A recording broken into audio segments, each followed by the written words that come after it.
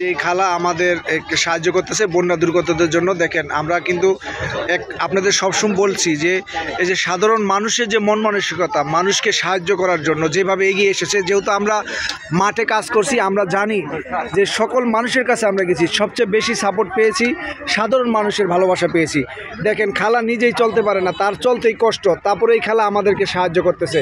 আপনাকে সেলুট জানাই। আমাদের মানবাধিকার কমিশন এবং আন্তর্জাতিক মানবাধিকার কমিশনের পক্ষ থেকে আপনাকে অসংখ্য অসংখ্য ধন্যবাদ জানাচ্ছি, মুবারকবাদ জানাচ্ছি। সবাই একটা তালি দাও, তালি। আমিন। আল্লাহ খালার এই দানকে আল্লাহ কবুল করুক, মঙ্গল করুক। কত বড় মন মানসিকতার মানুষ।